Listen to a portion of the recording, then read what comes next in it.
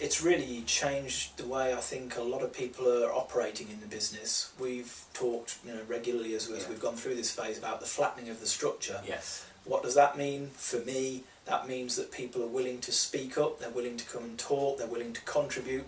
People always had that knowledge, they always had that ability, but they perhaps weren't quite as willing to volunteer it or to contribute it through whatever reason, many different reasons. Now it's there, so we've got a lot of the company. It's not fair to just say the people that were involved in the training, because this has rippled out to other colleagues, and the experience has been shared. So it really is rippling out into the company to an open culture of we can do it, we will find the solution. It's fair to say that there's been a sort of mini revolution at Geotech since working with yourself. Obviously we had a small group of key people within the business, hopefully developing into the future leaders, and I think it's fair to say that in the sort of 12 months that have passed we've seen quite a lot of forward steps in terms of people taking accountability. Certainly my role's changed since we first started working together, so with me now looking after MPI, we've now got a more results orientated There team. were 7 project leaders on that course training,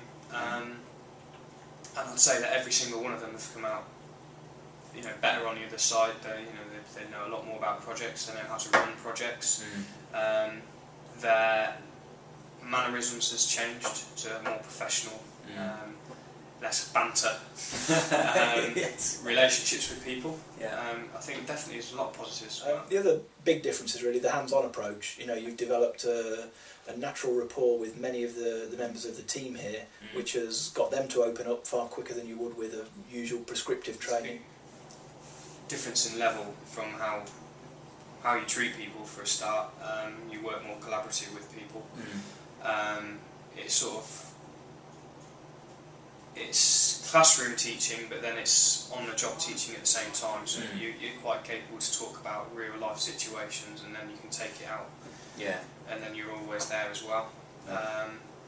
It worked quite well with obviously the projects that we were running at the time, so we were quite in tandem with what we were doing. So project started and you came in, and then we were always looking through the phases and knowing where we were, so that was a massive benefit. The assumption was for more than a few months prior to yourself getting involved was that there isn't really a solution. We've looked into this and there's no solution, so we readdressed that as part of this project, and again through your involvement, encouragement and changing the mindsets of those people involved, we went through a couple of sort of low periods where it would have been easy to give up, but the guys persisted. They found the solution. As you know now, we now have that product with that component that was required, which was originally assumed we couldn't achieve, and at no extra cost. Our senior software engineers is working evenings and weekends to get this product to market on time. Great. Because they know that based on the return on investment calculations that this product will deliver cash to the business this year and ultimately help them to achieve their profitability targets for everyone. The difference again this time is that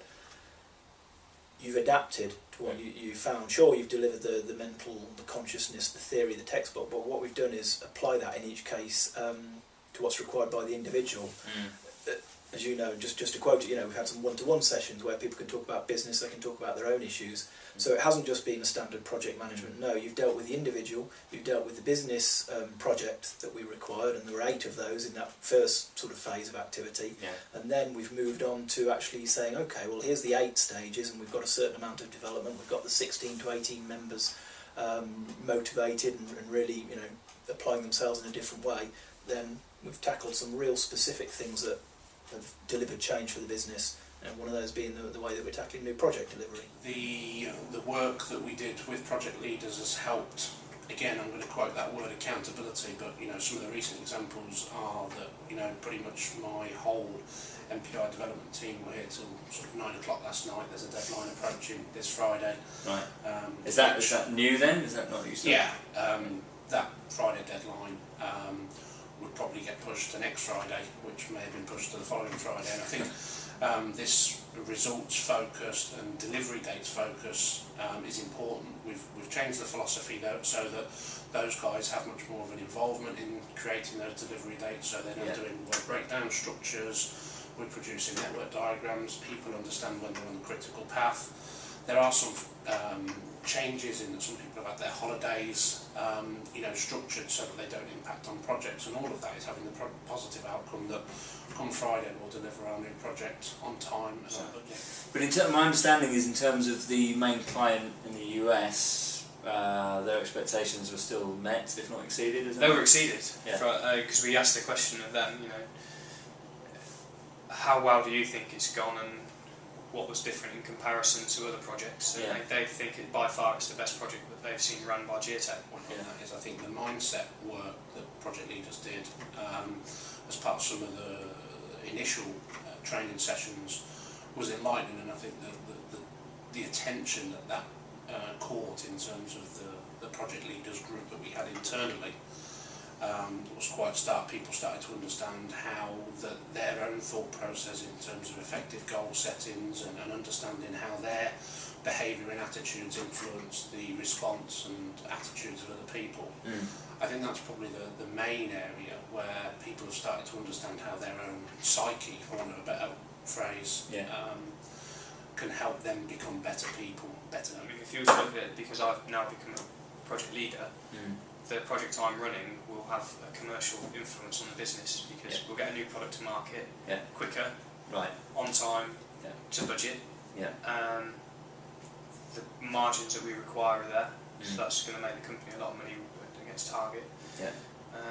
But I also think with people who were working in sales, they know how to communicate better with customers now. So I think that they may be able to say, Really, it's the commerciality of the business, not only the awareness of people as to the commercial aspect. I mean, I get a lot of questions now about what's the financial return on that, what's the return on investment. Those are questions you don't typically get every day from all employees, but there's a very strong focus on the commercial return of projects now.